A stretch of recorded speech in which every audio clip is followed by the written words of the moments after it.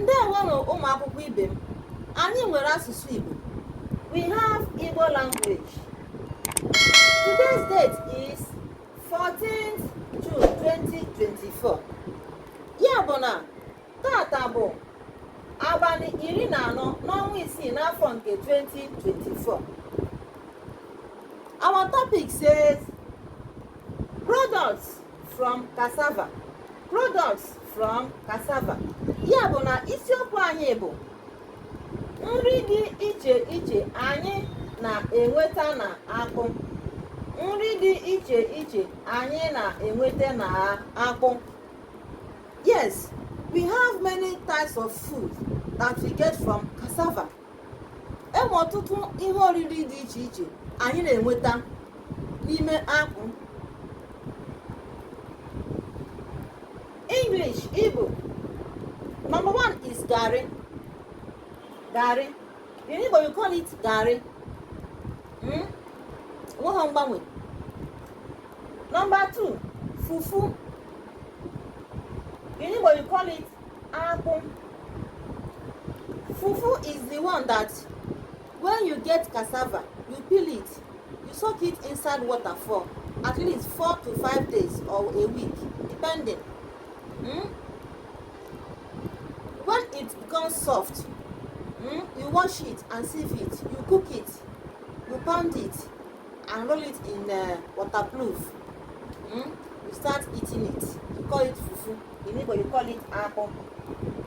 Another kind of food is African salad. African salad. Ya bụ abacha. Abacha. Nke a na-abịa eji ma ụkpaka o, ma akwụkwọ aṅara, ma ehuru, ma ọtụtụ ihe ndị ọzọ wee chọọ ya mma, o wee na-atọ ụtọ. Atọ ụtọ oriri. Another kind of food we get from cassava is bread. Yes, many of you don't know that we get bread from cassava. We get it from cassava. We call bread in Igbo achicha. Achicha. From cassava flour we get bread. Another one is biscuit. Yes, biscuit. We get it from cassava. You call biscuit in Igbo achicha okpo. Achicha okpo. Biscuit is called achicha okpo in Igbo. Another one is burger. Nke a bụ onye ọbụla burger. I want to eat burger. I want to eat burger. We get it from cassava. Yes. Burger and the chips. You call them achicha eghere.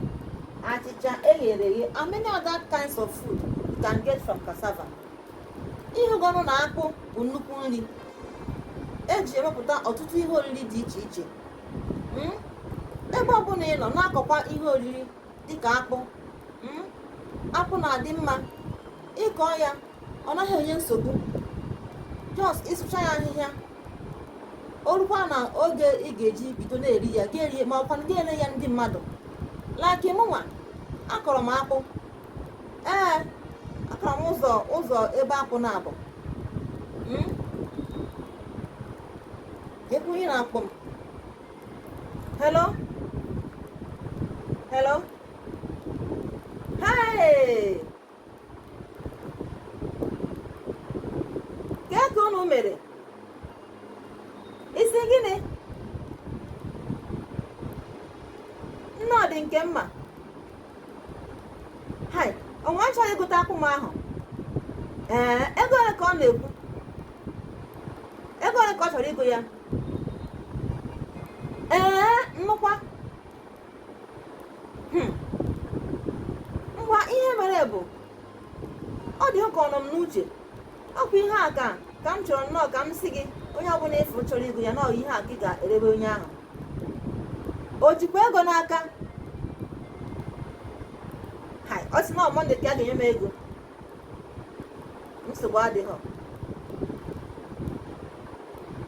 Ngwanụ ka ọ dịkwa Mọnde ahụ biko ka m nye ya akaụntụ nọmba nke ọ ga-eji tinyere m ego ahụ. Ọ dị mma, hapụ ya, ọ dị mma. Ihe m ji kọọ ya almost ihe o ji kwe m ya. Ọ dị mma. ego o kwere na bụ almost ihe m ji kọọ ya. Ọ dị mma, hapụ ya ka m menyere ya. Ngwanụ ka ọ dịnụ. Ngwa, bye bye. Ifugo okwu akpụ n'ọnụ. Ọkwa akpụ nkọrọ ụzọ ana-akpụ na abụọ nkọrọ. Ihe nwaanyị a bịara mbịasị nwaanyị na-enedoro m anya sị ya, biko ifukwa onye ọbụla chọrọ ịga akpụ mee ka m mara. Ya ka ọ sị nkịta na onwe onye bịa kwe ofu ana-akpụ m ahụ ọnụ. Ana ego o kwere ya bụ almost ihe m ji kọọ ụzọ ebe ana ahụ na-abụ. Ya bụ na nwaanyị nwe obi kwee akpụ ahụ ego ole tụtara. That means na akpụ ahụ mara mma ọfụma. Ifugo na ọ bụghị na ịbịa kọọ ọrụ ugbo na ị ga-aga nọ na-ata afụfụ. Ị nwere ike ịkọ ya otu nkọ nke makịta, onye ahụ abịbịa gụkọrọ ya n'ala, nye m ego m, akọkwa ọzọ, ụbọchị a na-aga. Ifugo ya mgbanụ biko jisi ike n'ọrụ ugbo. Ebe ọ bụla ị nọ, o nweghị ihe ga-eme gị ịchọ ịkọ ọrụ ugbo, ị ga-akọkwa. I were ego onye trọst ọ kọrọ gị ọrụ ugbo ahụ. Elukwa na oge ị chọrọ ire akpa ahụ, gaa elekwa ya, lee ndị ahụ. Nwaanyị nwe obi kwee m akpụ a ego. That means na ana akpụ ahụ buru ibu. Mgbanụ ka emesịa ka ọ dịkwa n'oge ọzọ. Nnugo, onye ọbụla jisi ike n'ọrụ ugbo. Nnugo, bye.